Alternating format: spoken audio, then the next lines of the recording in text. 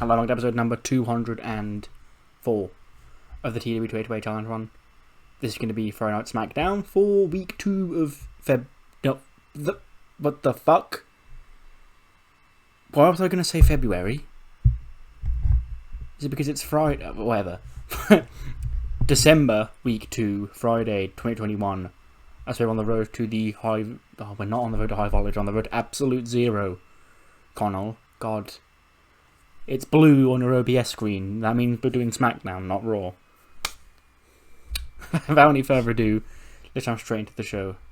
And how else would the show start than with the Tribal Chief and Roman Reigns? Well, he is just all over the place already today. The Tribal Chief, who is Roman Reigns, who is the WWE Champion. Jimmy Uso, Jacob Fatu, and Paul Heyman come into the ring, and he's like, last week I got to see 4 people fight for the right to decide who's next to fall in line and acknowledge me. And much to my surprise, little Johnny Wrestling was the winner.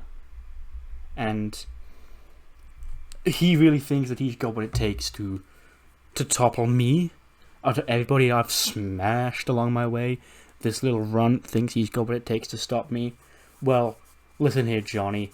You're going to be the next on a long list of people who think they've got the heart to topple the Tribal Chief, but they just don't. Oos. He's like, yeah, you tell him, Oos. And then Gargano comes out and he's like, listen, Roman, I'm not going to lie, I expected this. I expected this reaction out of you, because I'm the antithesis of Roman Reigns, basically. I am that awkward chubby kid who wanted to become a wrestler because he loved wrestling and make it to WWE one day where he gets to fight for the WWE Championship, and finally that day is upon me at Absolute Zero. But that's not your story at all. You were the chosen one. You were the handsome, long hair cousin of a former WWE champion who was picked out as like, this is our guy.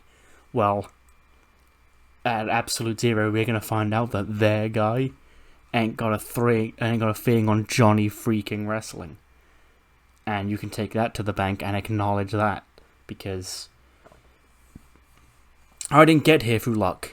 I didn't get here through choice and knowing the right people. I earned every single second of it. And sure, along the way I lost myself. I lost a little bit of my way. But I see things clearly now, and that is the ultimate goal. What you have over your shoulder is why I busted my ass all those years to get here. And this is my one shot. And please underestimate me, because people have been underestimating me my whole life, Roman. And if you keep that up, then I know I'm in your head, and I know I actually have the advantage heading into Absolute Zero if you keep up this whole I'm the Tribal Chief, I'm gonna smash Gargano thing, because everybody along the way has said that. Every single person throughout my entire career has looked at me and gone, oh, I'll smash this kid, but I'm still here and I'm still standing. And you're gonna find out why they call me Johnny freaking Wrestling, and why I was the heart and soul of NXT. We then get, we go to break, obviously, after the intro, after the opening segment, and then we come back from the break. I know it looks weird seeing our guy in another segment, but, like, it will be big opening segment, break, then we come back from the break, and Gargano's chilling with Candice backstage, just having a chat. We can't really hear what they're talking about, because the commentators are going, oh my god, Gargano, he's gonna fight Roman. And he's just chatting with Candice in the hallway, before we then go into our first match, which gets a 84. Apparently there was a lack of psychology. Andrade beats Matt Riddle, who said that he wanted a match this week, last week when he cut a promo that Bobby Roode interrupted. Andrade's answered the call, and he's actually won. He cheats to win, using the ropes for leverage in 12:08. 94 for Andrade, and a 92 for Riddle. Why is he so good all of a sudden? Like, he's been here for like 3 months. Why is he already getting 92s? Maybe it's because he had good stats at the start of the save, because he's Matt Riddle, and because I kept him in NXT for so long, he got even better, so I guess he's just really good. we're going to get an interview with Ray and Dominic. And he's talking Kayla. He's like, Bavens Enterprises, AJ and Omos, they won the tag team champions, but I still haven't forgot what Omos and AJ did to me, what they did to my son, and we haven't forgotten about it, and now they've got those tag team champions, we want to get those titles back. And this is our official challenge to AJ and Omos for Absolute Zero. What about the Mysterios versus AJ and Omos one more time for the SmackDown tag team titles? Then Rock and Roll Express walk in, and they're like, hey, laddies. Us and Ray, we sort of, you might have overlapped once. I can't remember if Rock and Roll Express and Rey Mysterio ever actually shared a company. But I know they're probably wrestling when Ray was like, we'd love to get in there with Ray and see what his son's all about. And he's like, it'll be my honour to get in there with one of the greatest tag teams of all time. So it'll be the Mysterios against the Rock and Roll later on tonight. But first, we're chilling. And Bobby Roode's in the office. RJC's in there, as is Adam Pearce. And Roode's like, you see what you fucking did, Pearce? Because of this weird little rule you made up where whoever wins the 24/7 championship gets a shot no matter what. Now, we don't have a United States champion on the show because Dolph Ziggler, he won last week. And no, he's left with that belt. He doesn't work here. We're not bringing Dolph Ziggler back, but he's got our property, Adam. What are you going to do about it? And Peter's like, listen, Bobby, listen, look. I've had long enough to think about this. And then Gulak storms in and he's like, you're talking a lot of smack for somebody who is at fault for all this. And Rude's like, excuse me? And Gulak's like, well, me and Ziggler one-on-one was the match. That's what Ziggler earned by doing this whole 24/7 title nonsense. You had to interfere, put your nose where it wasn't wanted, and next thing I know, I'm outside the ring recovering, and I've lost my championship without even being pinned for it because somebody couldn't pull their weight. And Rude's like, I'll pull your weight, bitch. And RJC so awkwardly gets in the middle. He's like, I know I can settle this. How about in the main event tonight we do Bobby Roode versus Drew Gulak, and the winner can face Ziggler at Absolute Zero. And Pierce is like, did you just make a good idea? And he's like, I'm sorry? It's like, no, keep it up. It's fine. So main event, Roode versus Gulak with Absolute Zero connotations. 65, just a random showcase match for Mia Yim after the New America debut last week. Another quick showcase for Dani Luna. She lost to Bianca last week, and now she's lost to Mia, so she's sort of coming up short, but gets her on TV, gets her exposure. She gets a 52 and a 62 for Mia.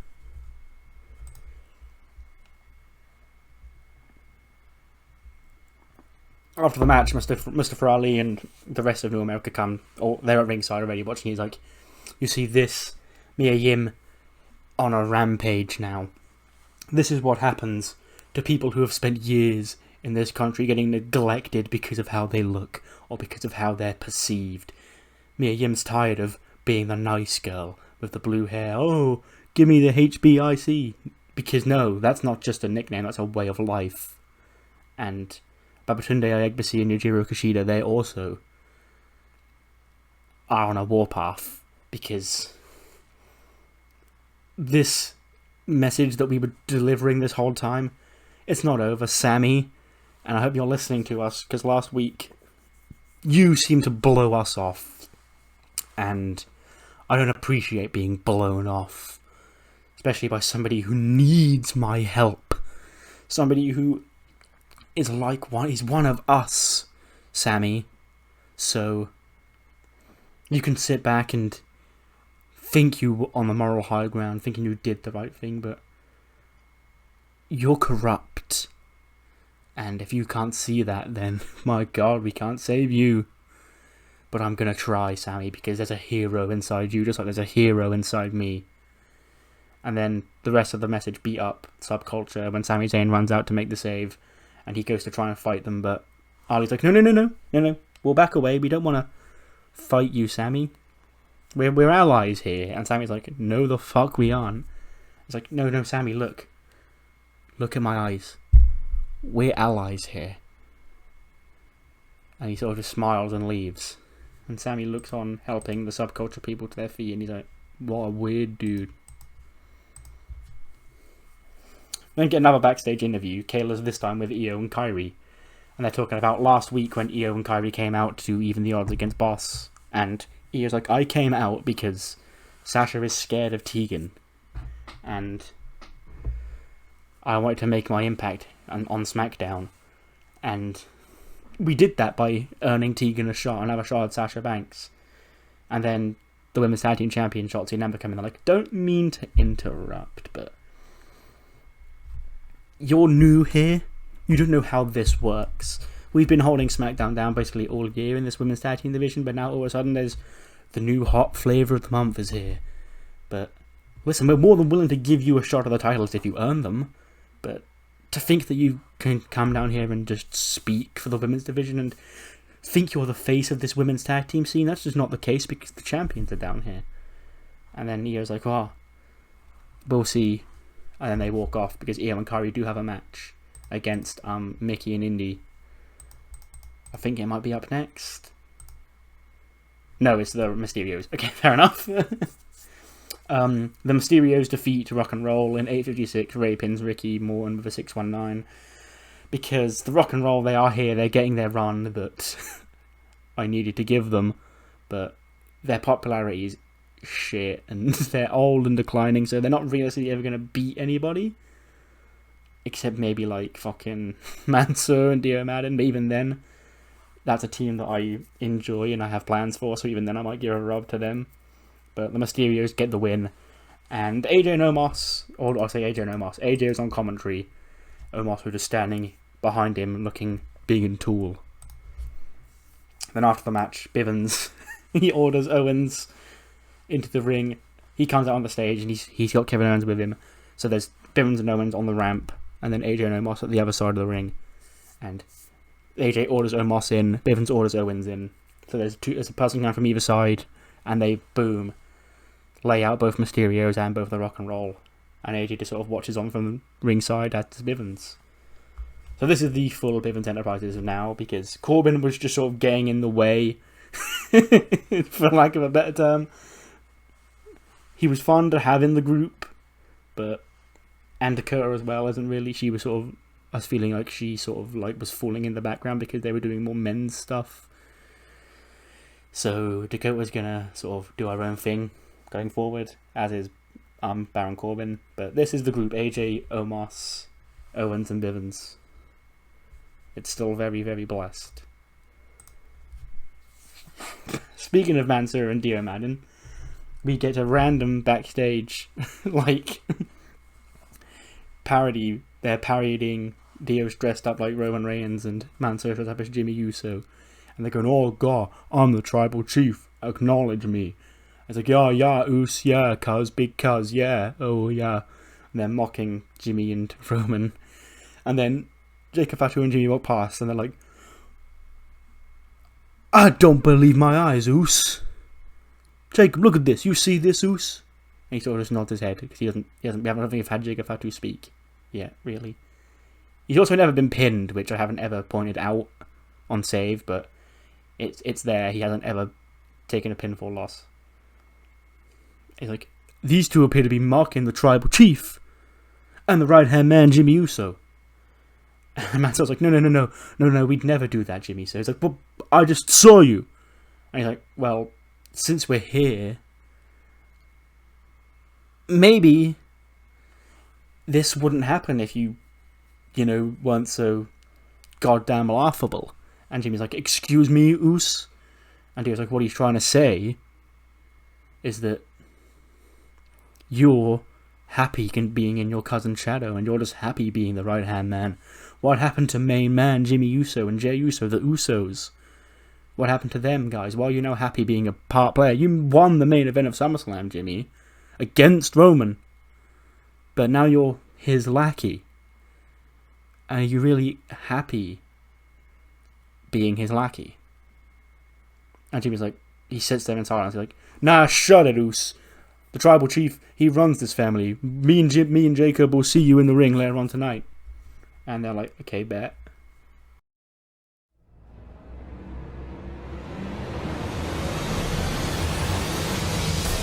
I said earlier, you need to get this bad boy stuff out. 78. Kyrie and EO get a tag team victory. They defeat Mickey and Dana in 5:51. EO pins Mickey with the moonsault. 97 from Io Shirai. 76 from Kyrie. 49 from Dana. And a 70 from Mickey. After the match, they're celebrating. When Shotzi and Ember walk out on stage with their belts, they sort of just applaud, nod their heads. They're like, yeah, that was impressive. We then cut to commercial again, and we come back, and Pierce is in our office like, well, what I'm saying is that after last week, I feel like it's important to get this officially sanctioned. So, at absolute zero, then the camera pans away, and we see Sasha and Dana. It's like, you will defend the SmackDown Women's Championship against Tegan Nox one more time. And Sasha throws her arms in there, it's like, what the fuck, her? Tegan doesn't deserve another match against me, because she's not on my level, Pierce. She's like, well, if he's not on your level, why has she pinned you already? Why did you get disqualified last time you had to defend the title against her? And why did she beat your team last week? I think that's more justified than ever to give somebody a championship opportunity, don't you? So I was like, ugh, well, I'll embarrass her at the pay-per-view. And then you'll feel bad when Tegan's blood is on your hands. And she leaves the office. And then Indy and Mickey are sort of there beating up after their loss. And she's like, so? And then Indy's like, negative. And like, oh my god, listen, I've been told I'm defending my title against Tegan Nox, and you two have to start pulling your weight because I'm tired of carrying losers around. Indy, you're supposed to be here. You're supposed to be sitting under my tree to mold you into the next big star in the women's division, to carry the torch long after I'm gone, and long after Mickey's gone. And Mickey, you'd be gone already if it wasn't for me. The only reason that you're still relevant in this year of 2021 is because you're with me. Now pull your finger out. And then they all leave, and Indy and Mickey sort of like think, oh god, we've upset the Queen. Whoa! In an 82? What the fuck? Why did this do so good? Jimmy Uso and Jacob Fatu defeat Dio Madden and Mansoor. 6:25, Fatu pins Manny with a Samoan drop. 45 for Manny, 68 for Dio, 70 for Jimmy, and an 82 for Fatu. What the fuck? Well, anyway, that's a banger. After the match, the Bloodline boys continue the assault on Dio and Manny. They're like, this is what you get for mocking the tribal chief, Oos. And they beat him up when Dijakovic runs out to make the save. He rushes after Jimmy Uso because for some reason, like, Dio, Mansoor, and Dijakovic, he's sort of been like the third member of the little group. I think it's just the subconscious link between Dio and Dijak, really. But that's sort of the role he's taken on. Like, they've become sort of like the SmackDown Midcard Mafia of sorts. So he runs out to make the save of his friends. He takes the fight to Jimmy Uso. But Fatu's still standing strong in the ring when Big E's music hits. Because he ain't done with the Bloodline. And he's going after the big boy. And he hoists the big boy up on his shoulders for a big ending until Jimmy pulls Jacob down and they escape. As him and Dijakovic sort of just give each other a nod like, yeah, we got him. While they help Dio and Manny to their feet. And an 86 rated main event. Bobby Roode is the one going to Absolute Zero. He defeats Drew Gulak in 16:27 with a glorious DDT. An 80 for Bobby Roode and an 82 for Drew Gulak. How have these two become two of the workhorses on SmackDown? Cesaro left because I thought I needed someone to carry it on Raw, but like so many people have stepped up on SmackDown. SmackDown's just so much better in-ring rating-wise than Raw. I don't know why. Like, I could put this match on Raw and I'd probably get like a 76. And they've got the same product. They've both got no style, so it's not that either. It's just weird, but people seem to up their game for SmackDown more.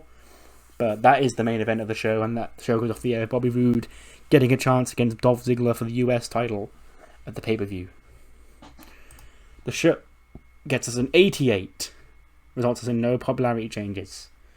But what matters more than the 88 is what you thought of the show, obviously. So let me know what you thought in the comments below. And I'll see you next time for episode 205, which will be Raw Week 3. See you then.